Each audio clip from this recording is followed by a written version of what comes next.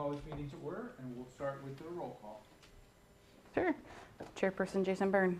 Here. Vice Chairperson Leah Wiseman. Here. Committee Member John Hibbs. Committee Member Paul Krebs. Here. Committee Member Brenda Lambie. Here. Committee Member Jennifer Hanks. Here. And Committee Member Robert Tommy. Here. All right, next, we'll stand for the Pledge of Allegiance. Yes, sir.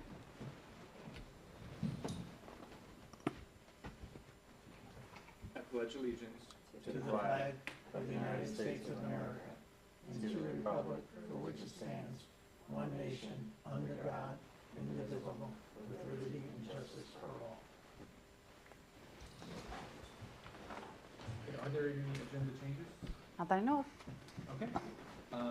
There are no awards and presentations and no informational agenda. We move on to public input.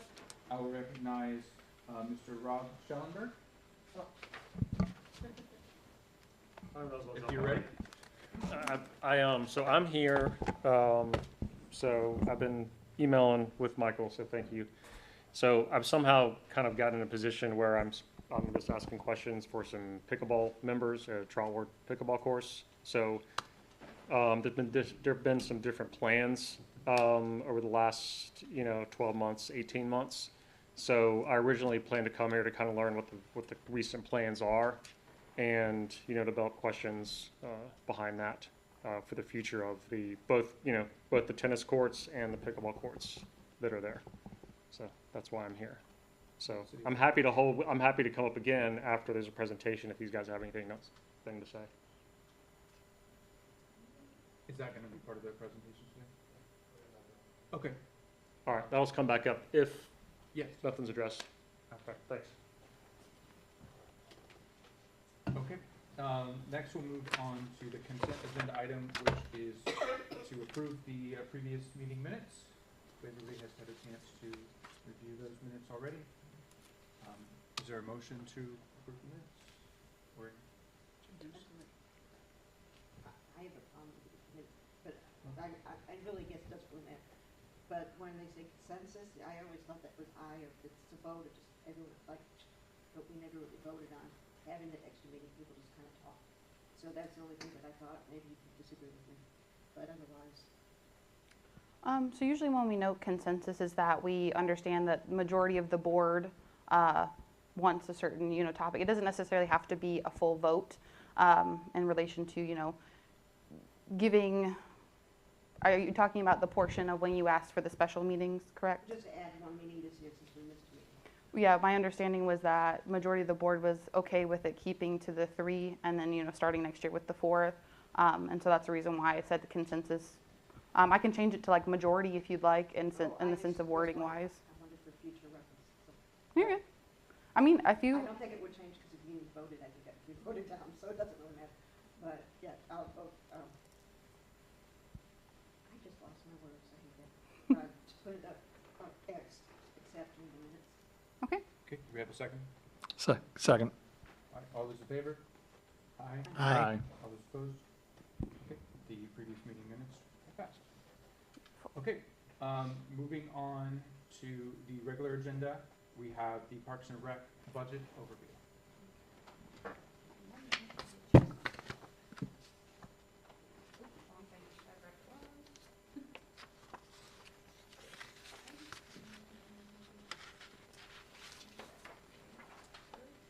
Thanks. Yeah.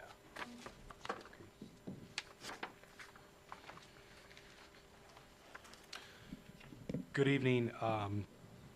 For the record, Brian Dunnigan, Director of Administrative Services and Operations. So at the last meeting, the board the committee had requested for just a general overview of the Parks and Rec budget for FY25-26, which is the budget that is currently we had a budget workshop on July 14th with the City Commission. There are some future actions that the commission will have to take in terms of adopting the budget. But in the interim, at the request of the committee, we did prepare a very high-level overview of the Parks and Rec budget for FY 25-26. Believe that this budget is not only operationally sound, but also is able to deliver the level of service that the residents have become to expect from the Parks and Recreation Department for next year. So what I wanted to do for the benefit of everyone, just to kind of give you a little bit of familiarity about the Parks and Rec budget, there's really three main categories that we categorize the expenses in. So the first one is going to be our personnel-related expenses, which is inclusive of not only regular payroll, overtime, and benefits for the department. For FY26, proposed full-time positions of 16 and 7.87 FTEs in part-time personnel for the department. Operating expenses, which are going to be our expenses that relate to operating the department, anything from paint to fertilizer to fencing to some contracted services that we rely on for landscaping services. Expenses related to operating the city's special events is the next category.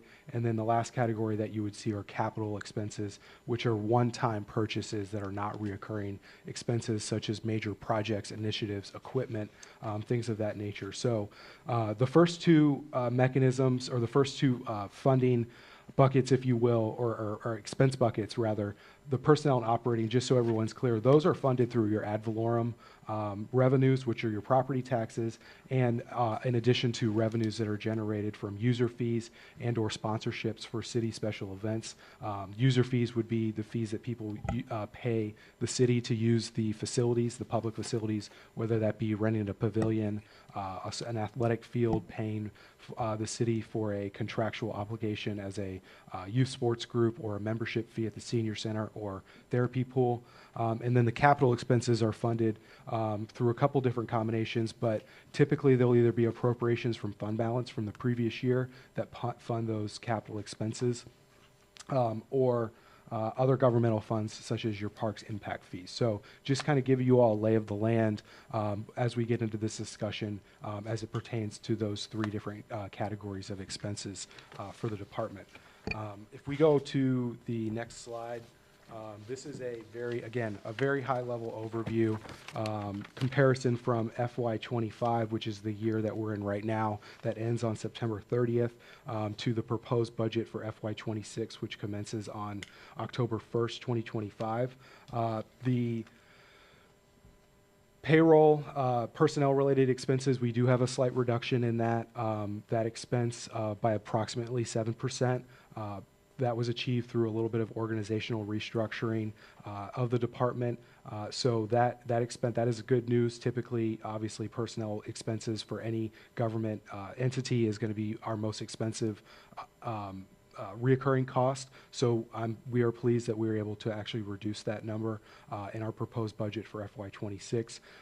Likewise, on our operating budget, we do have a reduction of approximately 18.9% proposed for FY26. Again, we took a really close look at our operating expenses, what it was costing us to operate the department, where there were certain expenses that could be either eliminated or funded through other mechanisms that would not have to be attributed to the Parks and Recreation operating expense. And then lastly is the capital category. You can see the capital requests that were included in the proposed budget that was presented to the commission earlier in the month of July. There are, I believe there's 6 items on there. So we have 2 vehicle replacements, some utility carts replacements, and then 3 major capital projects proposed, which would be accessibility enhancements in the city parks, proposed to be funded through the parks impact fees. That would be additional sidewalks and other features that would increase our accessibility to accommodate ADA enhancements and compliance. Additionally, there is a proposal for a lacrosse rebound wall out at Trotwood Park, which could be used for players that want to go out and practice throwing a lacrosse ball, if they don't have anybody to play catch with, they can practice their skills with that feature out there. We had previously, years ago, had a racquetball court out at Trotwood Park that was in very poor condition behind where the tennis courts were. That site is now where the large family pavilion is at Trotwood Park, just for reference. So when that amenity was moved, I know there had been some members of the board previous for a number of years who had been advocating for the consideration of a lacrosse rebound wall to be constructed out at the park for those lacrosse players. And then lastly is a continuation of a project that is ongoing, a multi-year project to equip additional cameras in our city parks, which not only presents some gains in like a risk management standpoint to know what's going on in our facilities at all times, but also is very well endorsed by not only our Parks and Rec staff, but also our police department, because they're able to use those as essentially force multipliers, especially for large-scale events.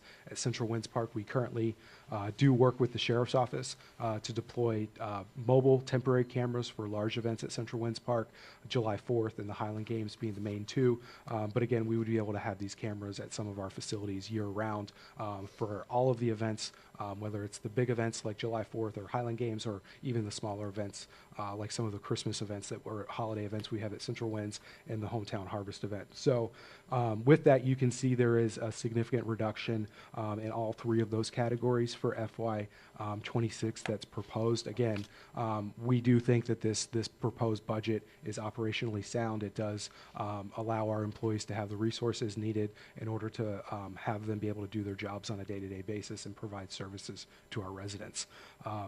I do want to just kind of touch on a few things that we do take into consideration when it comes to preparing this budget. As you may be aware, in January of 2025, the Commission adopted the Central Winds Park Master Plan, which is a master plan for conceptual ideas that may be possible on the future horizon at Central Winds Park.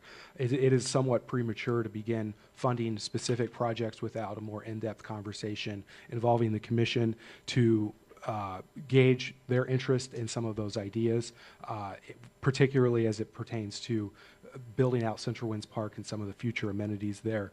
What generally you don't want to have are one-off flavor of the week projects that get funded, and particularly when it comes to grant funding, there's been a lot of conversation about the city approaching different agencies, whether it be state agencies, for different grant opportunities.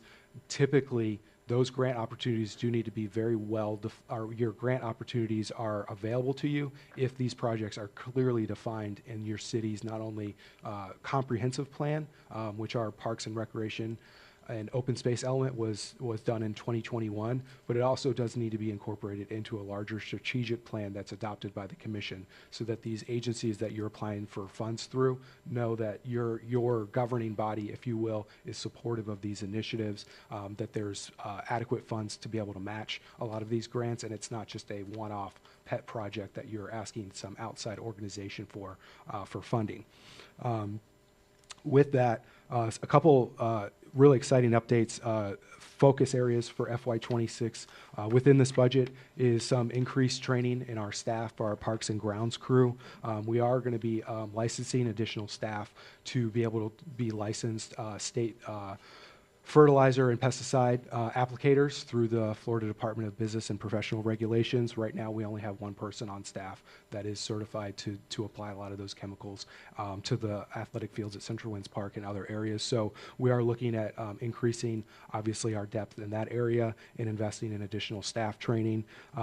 We're also looking at refining some of our maintenance processes on a wide range of functions to operate more efficiently, because we recognize that there's a very diverse group of stakeholders who have various interests in our city parks, and we want to make sure that we're balancing the needs of all of the different user groups that want to use our facilities. You know, some people may only go to the parks because they enjoy going to the senior center. Some people only go to the dog park. Some people may only go to participate in a sports league that their child may participate in. Some may only go to a park to visit the playground near their house. So again, that balancing act of not only our human capital, but also also our other resources is something that we try to balance as much as we can to make sure that nobody's really feels like they're getting the short end of the stick from an implementation standpoint of our services. We are also looking at some additional recreation programs that we're looking at bringing online in FY26, which would be STEM-based programs. There is a very large interest, obviously, not only in our community, but in the really in the country for focusing on STEM-based education programs, which is science, technology, engineering, and mathematics for not only children in elementary school but middle school. So we're looking at potential partnerships with providers that could come into some of our facilities and provide those types of programming, that type of programming to our community. And then lastly, I want to circle back on something. I apologize, kind of going in, it should have mentioned this as it relates to the operating expenses of the department. So these other revenues that are non-ad valorem revenues, which are our user fees and sponsorships, currently projected for FY26 to be about $421,000 against an operating budget of just over $3 million. So that represents approximately a 3.8% cost recovery rate for the department. So one of the conversations that I think is going to really be important, not only for you all, but also the commission moving forward, is where does the community want to be from a cost recovery standpoint for delivering these services to the residents. So there are some communities that charge very, very little to people who use their facilities. But the trade-off of that is there's one county in particular in Florida that sticks out.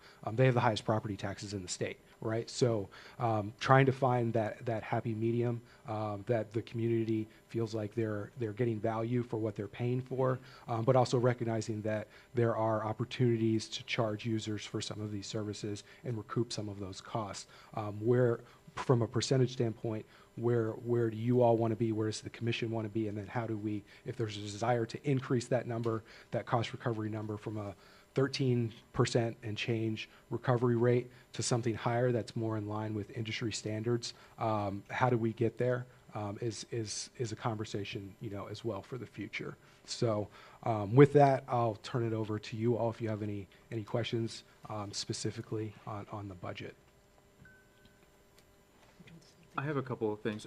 For one, what you were just talking about, I would imagine that also kind of helps to spread some of the revenue out to other municipalities, residents who aren't paying taxes here but are using the facilities. Correct. So our fee schedule for a number of years, as long as I can remember, there are two. That's a very good point.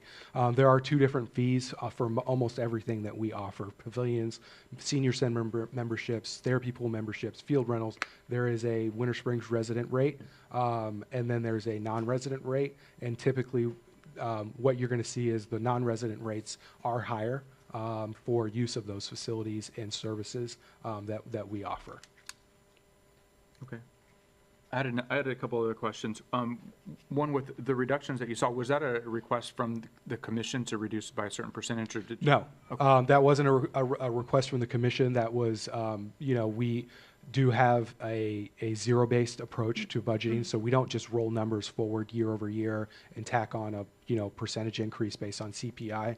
We take a look at all of our expenses and what it's actually costing us to operate the department and develop the budget with that approach in mind. So we were able to obviously take a close look at some of our expenses and ensure that we're able to provide the services to the residents with that method.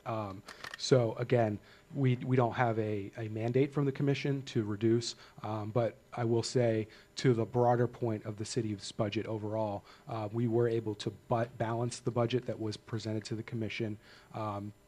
Still some procedural steps, public hearings that need to happen during the month of September, but that budget for the entire city government was balanced without a proposed increase in the millage rate.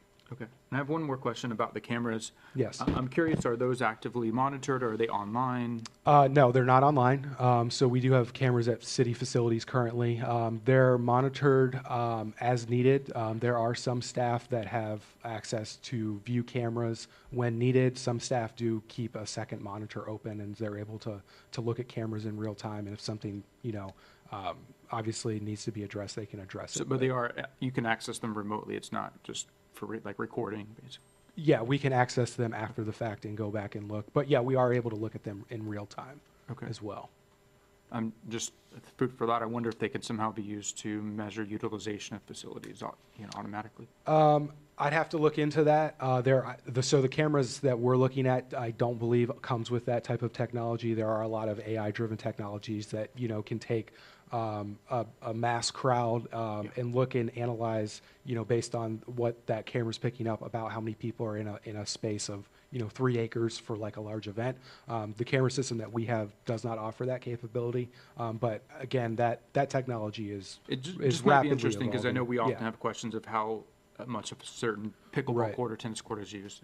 Yeah, we certainly, as that technology progresses, would talk to our service providers and see if any of that data could be used to capture metrics for usage rates at city facilities. I was wondering, because I haven't heard it lately, and I was amazed when I first heard it, the lightning alert that's in the park, was that only for the school or should be working now? Because I haven't heard it in about a month or two. Works after hours. Are you talking, which park are you? No, Central Winds. The lightning, Yes. Yeah, so not related to the budget. So I'm sorry. yeah, no, it's fine. The administration baseball admin building at Central Winds Park had a new roof installed on it recently. So a lot of that equipment had to be removed in order to install a new roof. And we're working with the vendor to have that reinstalled here actually now. okay, the lightning detector was like close to the school, that's, No, it's at the 2-story building at Central Winds. I don't know if the school has a lightning detector. it was near the parking lot, so, okay. Yeah. I realized I jumped into something else. Okay. I was just wondering. The other thing is that what meeting would we have before the budget was made? Because somebody had to make recommendations, but if we don't have a meeting right before that to help. So, because we missed one, maybe that's why, because we didn't have any chance to put any input on the budget for the parks. Right. So, I mean, the board was just formed last quarter, I believe. It was a newly formed board. So procedurally, we do have obligations that we have to have certain submittals to the state for the property taxes and This the is budget ridiculous. calendar. I'm sorry. So, to the most feasible extent possible, as this board is newly formed, I think we would look to have an ongoing dialogue with you all throughout the year, but understand that, statutorily, we do have budget timelines that we have to stick to, and the commission has to stick to as well in terms of adopting a budget and noticing homeowners likewise. So, And we had a previous Parks and Rec board. yeah. Yeah, it was there. My thing is that I wanted to make sure we had a meeting to talk about what to tell you guys before you have the decisions made. But then I realized it may be the one that we missed because they stopped one meeting. Okay, thank you. Yeah, so next year at this time, we can get in front of that and we could provide some of the recommendations maybe on the. Yeah, so that the athletics best and- time for that would be later this calendar year, believe it or not. We do have to get started on the budget in March of each year, but it really starts before that. So those conversations would be most appropriate for I don't have the calendar in front of me, Tristan, but if there's a meeting of this board later in 2025 or the first meeting in early 2026 calendar year, that type of input would be tangible to staff as we're developing a budget, typically starting in mid-February to early March is when November, this right? process starts. So we could throw that on the agenda for November for us to kind of chat about that. Yeah, I was just going to note that the next meeting is November 5th. Right. Okay. Yep. It's never too early to start talking budget when it comes to any budget, because there's a lot of moving pieces to it. So was it the previous committee that approved the lacrosse wall? Because I just remember like a few months ago that the it was brought up at a commissioner meeting and Yeah. now it's already in the budget. So I'm just curious how it got there so fast. So it had been previously mentioned years ago by a member of this committee as something to be considered for future consideration. That was Mr. Gallo, who was previously on this board, had been an advocate of that particular amenity in the city parks. To your point, there is currently one elected official who I believe was a former member of this board, who is also a supporter of that. initiatives. So again, looking at what the available funding mechanism is, we are able to fund that, just so you're aware. That potential amenity, again, the budget still has to be approved by the commission, would be funded through park impact fees. So those are fees that are collected, that are paid through by developers. So those have a very restricted use. So park impact fees have to be for new amenities that increase your offering of recreation facilities to your community, or making something larger. So if you have hypothetically a 2,000 square foot pavilion, and you need to make it a 4,000 square foot pavilion because of the growth that's occurred in your community, that would be an acceptable use of those funds. Or if you're adding a new feature entirely, that's going to accommodate for the increased interest in facility usage from the new growth. Okay, where is that lacrosse wall supposed to go? We don't have an exact location picked Okay. out at Trotwood. We are looking at one of the fields out at Trotwood, the soccer field. So we've got about 7 acres out there Yeah. to work with. So the entire thing would not take away from a full-size soccer field. It wouldn't be that big. It would be more situated on the far end, potentially, of one of those fields. So there would still be the opportunity, when that wall's not in use, for other groups to utilize the field if they want to play soccer or other things like that. Yeah, because I recently toured all of the parks just to kind of see what was going on with all of them, because I used to go to them for soccer or sports or whatever, but my kids aren't doing that anymore. So I wanted a refresh, and I was looking at Trotwood, and I was looking at those fields and how utilized they were. I mean, they were filled with kids playing all kinds of things, and I was just thinking how sad it would be to take that away, because, I mean, field space is so important. To take it away for, you know, a lacrosse wall, which is great, but also, I mean, because it can be used for other things too, but I just was hoping that it wasn't going to be part of those fields, because, I mean, I mean, they were filled when I was there, and it was like Right. a Saturday at like 11 o'clock. Yeah, and I think we still very early on in these Okay. conversations. The project's not funded yet officially, Okay. so we haven't even began approaching potential layouts of the amenity. But I don't think the approach from our perspective at the staff level would not be that we want to build something that's going to reduce our offerings to the community. We want to potentially add something that would enhance it, Yeah. but still allow ample space for those other activities that you are referencing. Okay, I just had another question about the cameras. What parks currently have cameras? Do they all have cameras? Or? No, we only have cameras at the senior center and the civic center. So we do have cameras at other city facilities, but so we are currently looking at expanding cameras, starting at Central Winds, obviously, because that's our busiest park. We have the most events there, and then the project would go from there. The other challenge with that type of project is there's very limited connectivity in some of our other parks in terms of available data and electric, frankly, in some locations. So we're able to minimize some of those costs by starting at Central Winds, and also there's the biggest return on the initial investment there, because Sure. it is the busiest park in the city. Okay, thank you. One last question. Sunshine Park. On the website, it says that there's pickleball courts there. Yes. Are there? Yes, I there could is. not find them. It's in the back, Okay. behind the kind of near the pond, but there Okay. it's one pickleball court. You're back there. talking about the senior center? Yes. I always forget which one that is. Right, you have to either go in the building or go just to the right of the building, it's there.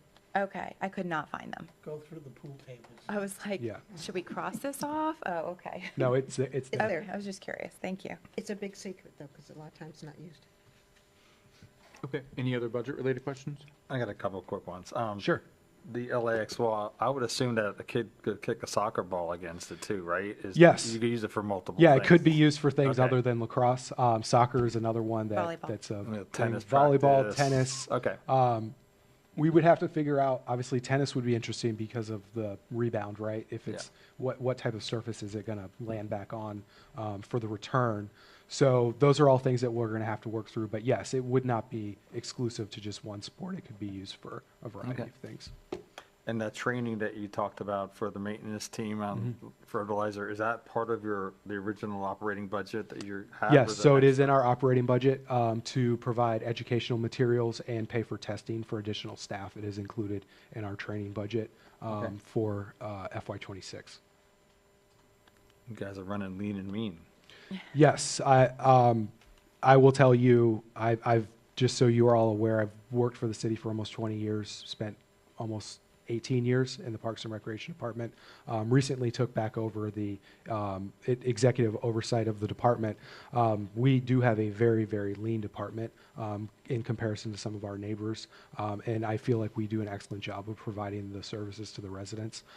Again, the staff that we have, they are very well equipped. They do have access to some really good resources, but they're also incredibly devoted to our residents in delivering the services to our residents year-round for a variety of interests. So, I just had one question also. Yes.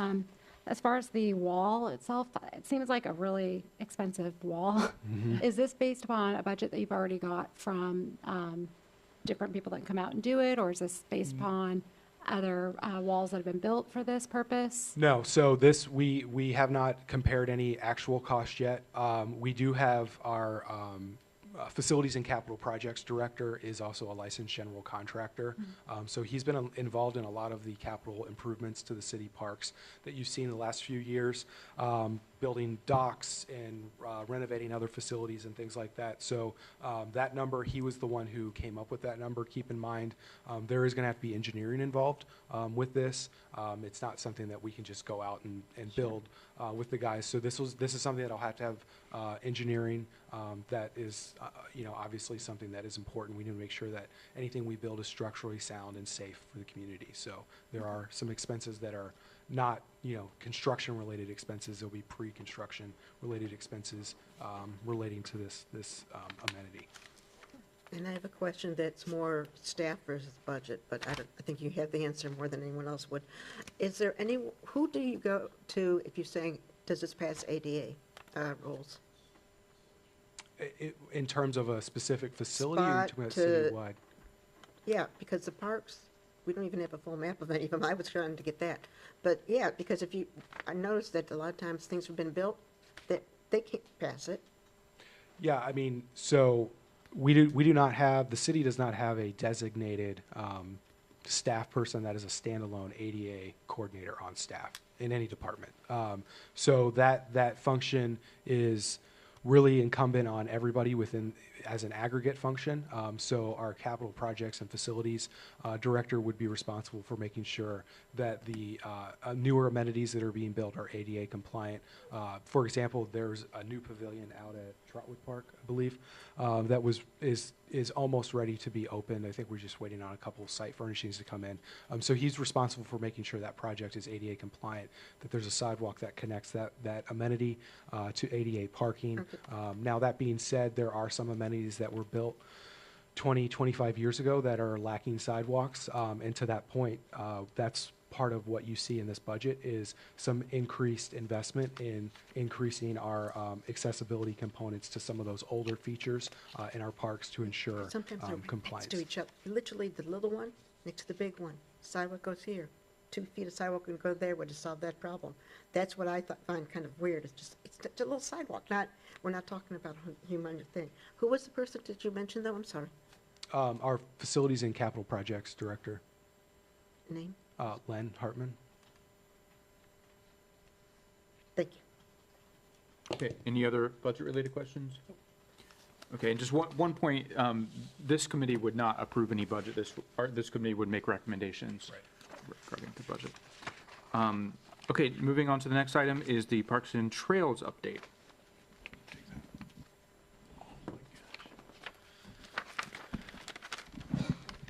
Good evening, everybody. For the record, Michael Christ, Parks Manager for the City of Winter Springs. So I know last time at the last meeting you asked for a general Parks and Trails update for those who may not be familiar with the trails that go through the city and the parks that we do have.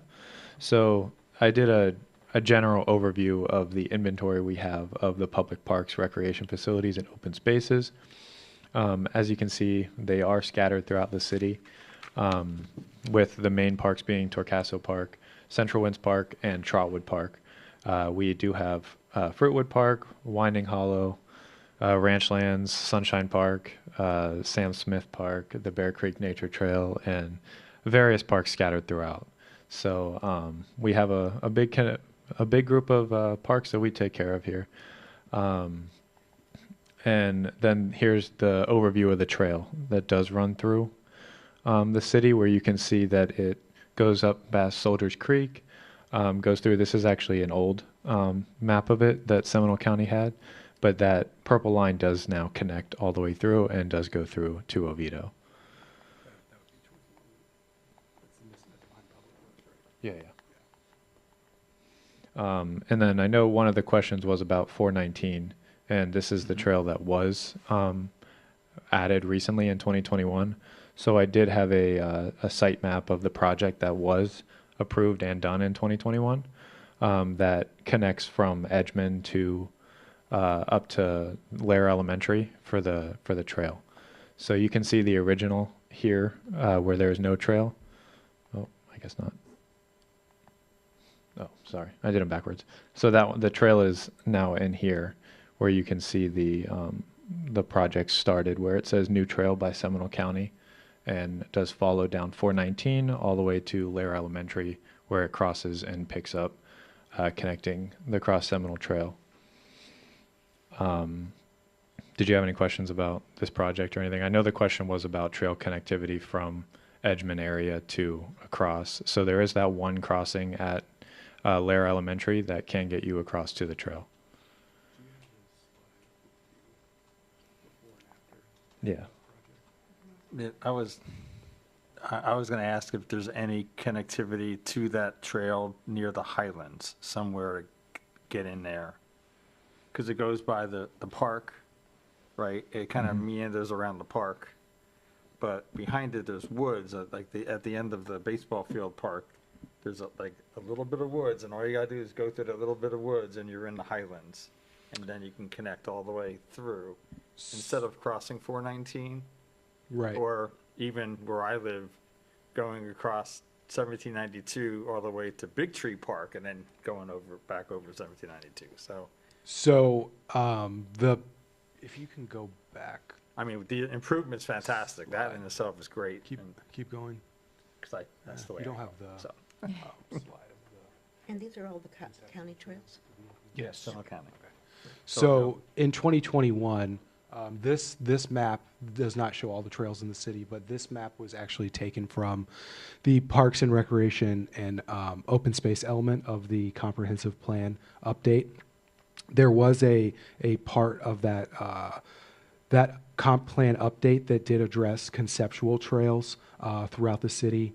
It increased. This is actually on our city website, and we can have the clerk send out the full portion of the comp plan to you for that element from 2021.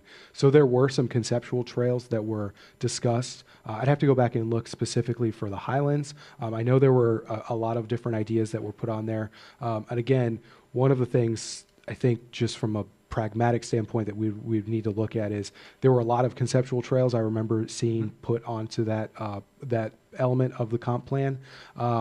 Again, feasibility is probably another conversation because there were quite a few that had conceptual trail connectivities going through private property, going through property owned by Seminole County Public Schools. So again, conceptualizing connectivity and actually implementing connectivity are probably two completely different things. So, but I think to your point, some of that lack of connectivity through the Highlands to the Cross Seminole Trail, I do believe was partially recognized through the comp plan as a potential opportunity in the future. So again, we would welcome those conversations again with our partners from Seminole County because the city itself, we don't manage the Cross Seminole Trail system. We're kind of like, a user of that, but ultimately is a county facility that runs through the city. Yeah. Thank you. And I did also want to just touch on this slide here that the inventory of the public parks and spaces was, you see the parks, but online on our website, we do have our current GIS map, which does list each park out and the amenity for amenities that each park does have. I think the question was about the pickleball court at the senior center. So that is updated to what we currently have. Did anyone have any questions about the current parks we have or questions about in general here? Fruitwood Park kind of Yes. gave me a little chuckle Yeah. because it's literally 2 swings. And a bike rack. We did add a Oh, bike I rack missed the there. bike rack. I Yeah, was there really was a focused bike on the rack put in there. grass And then the 2 swings. I was like, really? Yeah. Okay. Not even a bench, if that's the one I'm thinking of. Yeah, I we don't added a recall. bike I rack in just there. That was saw a the big, swings. that was a big question was for a bike rack because a lot of people just ride there, hang out on the swings. So that was added about, I think, a year and a half ago. Well, that's nice. Does that map is including county park, at least 1 or 2? I don't believe so. I can't- The look over or? Yeah, the Overlook Park is there, is located on there, but That's county, right? yeah, that's county. You can see the city is outlined and that park is just outside of the outline. Tristan, can you pull up the other one? No, you're good. You're good. Oh, no, the other PowerPoint. Yeah. And then for the parks update, I'm going to be giving you guys an overview of what we've been working on and what we will be working on. So I think the last time was May that we were here. So Fish Winter Springs was actually the week of the Parks Board meeting, the last one. So we did have Fish Winter Springs, and then our summer camp did just end last Friday. I would say a successful summer camp, and Fish Winter Springs is always a great event that the kids do enjoy. Celebration of Freedom. Honestly, I think this was one of the biggest attended events other than the Highland Games that I've seen since working for the city. It's an organized chaos, but honestly, I think this event was really good, and hopefully the residents, if you guys were there, enjoyed it. The Trotwood Pavilion, I know Brian touched on this a little earlier, but this is taken right after the sod was laid, and as of actually Tuesday, I did put in the benches, the picnic tables. We do have an ADA picnic table that was added and 2 trash cans to that pavilion. So that pavilion is open for use, and I think it's a great amenity to be added to Trotwood Park. There will be a water fountain to be installed whenever it is received. That is going to be near the pavilion there on the walkway, because right now the current water fountain is by the small pavilion. So we just wanted to add one with a water bottle filling area next to that pavilion. And then the Trotwood tennis courts. So you can see, I wanted to add this overview picture. The proposed idea is to keep it the same that we have, do 2 tennis courts with 4 of the lined pickleball courts with nets that can still be moved on and off for tennis usage if needed. And we are currently just working on pulling everything together and hopefully moving forward with this when we can. So will one side stay a tennis, like it'll have a tennis net? I know we talked about this in the last meeting. Is it possible to have it be the far side because of the traffic flow through there? So that was one of the conceptual ideas, was we're going to add a bump out on that right side by Another entrance? the new parking lot Okay. to create a new entrance into the pickleball area to where people can flow in and out, and also their chairs can be in that bump out area, so it's not on the actual tennis court itself. And what's the, what are we using for the divider between the courts? Between the pickleball Yeah. court and the tennis court. So Are they using a pool net or? right now they're just using I think an old pickleball net that we have out there. Right now we are actually planning on moving the courts over a few feet because we do have a little bit of space to get it off of the tennis court or the wall over there, the fence, to just give that back left court a little bit more room to breathe.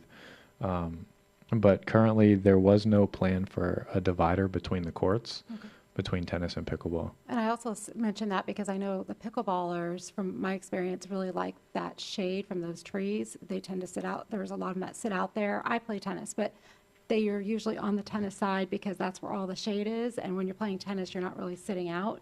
So a lot of the traffic wants to be in that shaded side where the tennis courts are. Yeah, and that was the idea for the bump out, to make use of the shade we do have over there, so the pickleballers can sit in the shade while tennis courts, because I try to ride by Trotwood every morning just to see the usage. And I know it just really depends on the day of the week with who's out there. Some days they're at Central Wind, some day they're at Trotwood. So I just try to interact with as many people as I can to see when the hot times are for pickleball and tennis out there. But I usually see the same tennis players every day. And then our current parks projects that we are active on is the baseball concession stand refurbishment. That is original. So we ripped out all of the cabinets and we're going to be putting in some new stainless steel countertops for the concession stands. The roof was just completed about 2 weeks ago, and the foul ball net replacements are currently being worked on. And then sidewalk repairs for all city parks. We will be starting that process within the next week to 2 weeks, where we're going to release a schedule that is going to go park by park and fix all of the sidewalk issues within the park. Any broken sidewalks, elevated sidewalks, any potential sidewalks in the city that need to be replaced inside of a city park. Sorry, before you keep going, Tim, Yeah. when are the tennis courts, when's that due to start? We're still working on the timeline for that, working out on scheduling. Okay. And then with that, we will also have 3 ADA ramps installed at Central Winds Park, 2 of them on the back end parking with a handicap parking area, and then 1 in the amphitheater that will connect the parking lot to the amphitheater, which will help for events. Can you be more specific of what you mean by that? Because you used a term, so I wasn't sure what you meant. In what regard? Where they are. Oh, so I don't have a picture here because, just don't have a picture. Well, but no, but Yeah. the first one, you said something and I didn't understand, so I was wondering what you meant. So we're going to be installing 2 ADA ramps at the back end parking, which is which is the which Central one? Winds Drive. Okay, At there's the no- roundabout, when you go around the roundabout and you're riding along the lower fields there, Yeah, there's going to be 2 ramps with handicap parking on either side of it, and then a ramp to go up on the to, circle, by the circle? yes, where the back end parking is, up by the, I don't have a picture here. If it's on the circle, there's already ramps to the sidewalks and It's not on the circle, it's the parking that's directly next to the circle, The that's near, diagonal. no, Yeah. there's, the diagonal parking.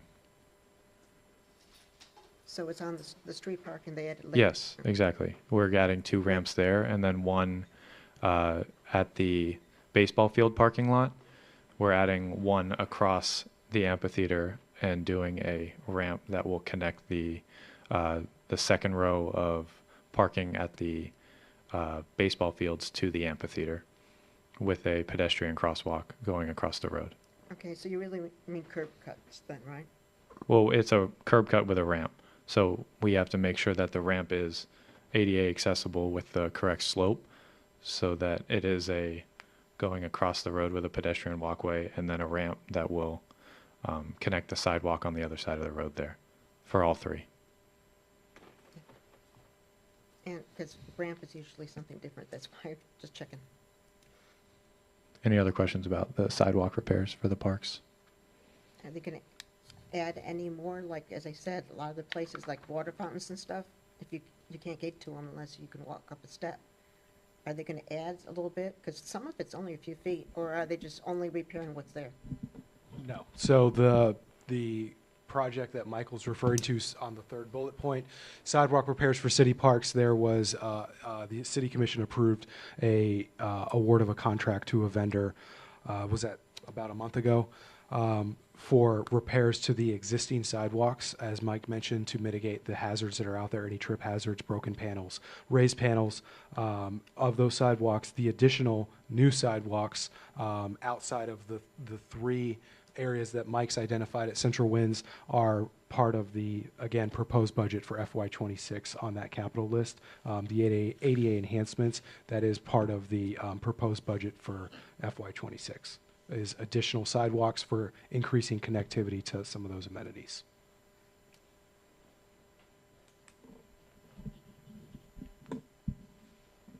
And then the last one there is Moss Park was reopened after the stormwater project that was done out there. It has been reopened with sod, and we tried to do a little bit of a cleanup where we pressure washed and repainted the bathrooms and the pavilion there to just bring it up to what the standards of what the rest of the parks are. And that is all I have. I was going to take any questions. I have a question. Mhm. Does the city own, so the city has Winding Hollow Park, correct?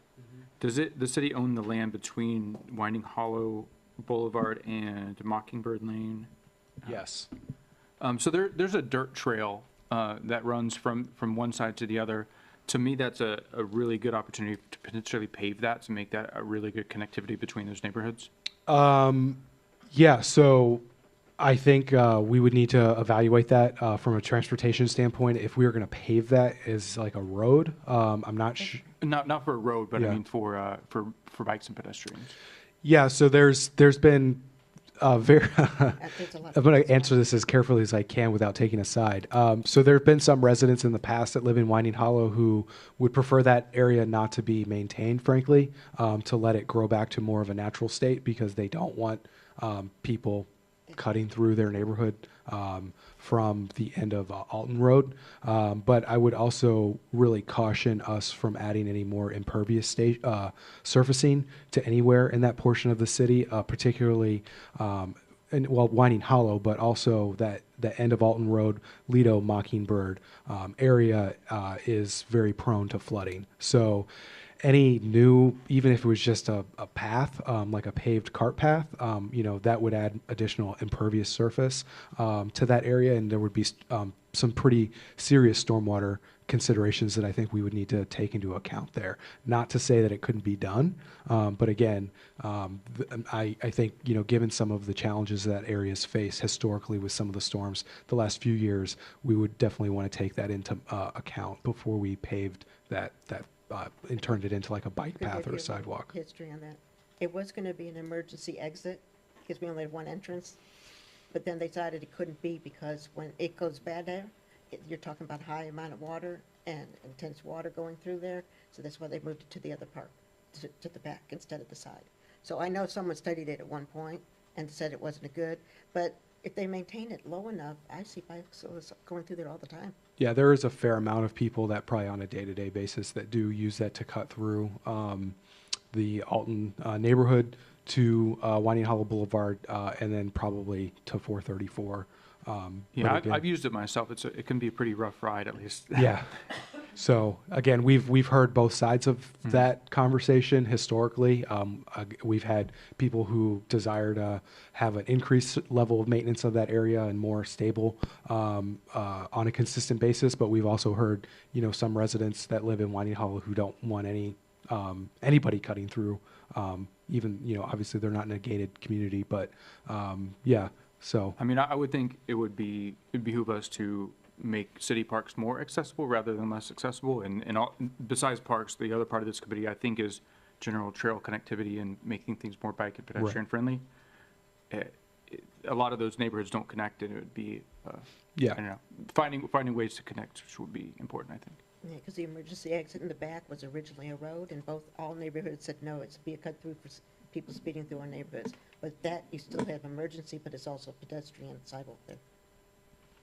So, Okay. I don't think it's dangerous there. We actually did just finish pressure washing the Oak Hollow, Winding Hollow connection today. We spent the whole 3 days this week pressure washing that connection there. Make it fresh for the kids to cut through to go to school, Exactly. just in time. Yeah. Okay. I always forget. All right, anything else on the reports? Okay, then we will move on to the public input and, did I miss something? Item 503 was added at the request of a committee member, discussion on ADA needs in relation to Park and Recreation Mobility Advisory Committee. So that was not an agenda item, that was added by staff. Don't know if any of the members have anything. We have agenda item 503, discussion on ADA needs in relation to the Parks, Recreation, and Mobility Advisory Committee. Because, I didn't know what you were doing, and I'm still not exactly sure what the spots are, but I found that a lot of times, it sounds good, we have 5 spots way over there, and people don't realize, no, that doesn't help anyone because that's 3 blocks away, and things like that. Because I can't, if you guys can get a map, I would gladly go through every park and put where there's problems. And then eventually you can get to them kind of thing.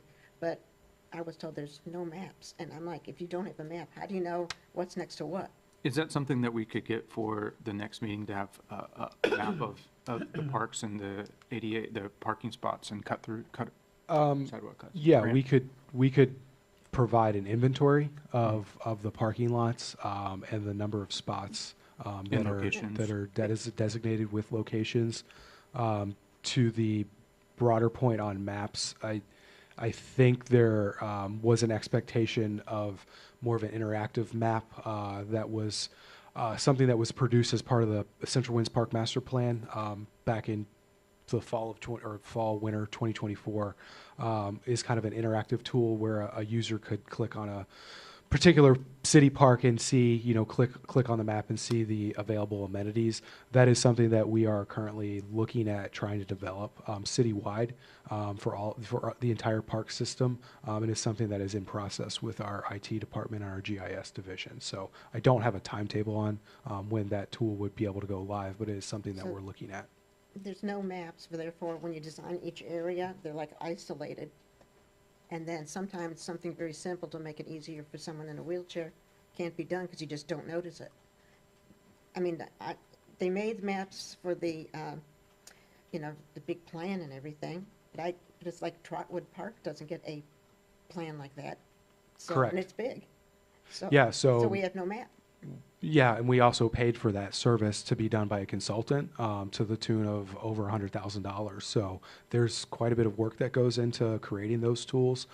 We have a single GIS analyst in the city that serves the entire city, not just the Parks and Recreation Department. He is tasked with But a you lot don't- of things from the I'm not talking utility. about high tech. I'm saying if Right. you gave me a printed map, I could go, ooh, problem here, mark something down, because you're saying it's on that road, but where, who knows, because you don't have anything to point to. So that's what I'm just saying, no fancy map, just Okay. something that I could say, because I had the whole, believe it or not, they got all these nice little maps when they did that, and you pay big bucks for that one. But I'm just saying, if we had something general, just saying, here's where things are in the park, it'd be a lot easier. It is in process. I will tell you, it is in process. We are working with our IT department to develop that tool. But not paper, it's gonna be electronic. Okay. Ye- that what you're saying? Yeah, it would be available on the city website once we're ready to publish that live. Yeah, I just think the request is a lower tech option. We don't need IT to make an interactive map, but if we could have Google Maps and we mark it up and Yeah. show where things are. I mean, that's something that can be done now. You have access to satellite imagery through a variety of services, Google But Maps. to know where the Right. handicap. But there's also a tremendous amount of tree canopies at a lot of these locations, so you're not really able to fully see Right. some of these areas. I think that's the request for help from your department to understand what Right. the inventory is and where the locations are. Right. So, yeah, we are working on Because that. it's more than just the spot. You have the spot all the way to wherever someone's going. And Trotwood Park, there's a great spot, totally legal. I didn't measure it, just looks right. And goes to nothing. So then if you want to go into the pavilion, you have to take a step up. If you want to get water, you have to take a step up. And they're not even connected, those two. So that's the kind of thing that I would be trying to help out with it. Because a lot of people won't notice it unless you have been educated that way or you're living it. And mine's first was from, special education degrees. But then I'm now living it, so I'm thinking, gosh, can't get any water, things like that. And some of them are so close to something else that literally it would only take a few feet of sidewalk. But it's very hard to explain, like, because we went out and I said, there's no, on that street, there's nothing there. And he's like, parking spot's there, the parking spot's there, but it's still a few blocks away. All right, so I have to draw my own, I guess. It's gonna be fun. Okay. We'll move on to the public input, and I'll recall Rob Schellenberg, if you had anything that you wanted to. No, I'm good, thank you. Okay. All right, is there any other public input? And I do it, before we go on, because I found this happens sometimes, that I don't know how the process of recommending And one of the things would be recommending just having something, even if it's not gorgeous, a general mapping of the big parks. I mean, you don't need one for my park in my block, because it's two things next to each other. So, but for Trotwood Park, and I always forget the other one, the other T one. Torcaso? Yeah.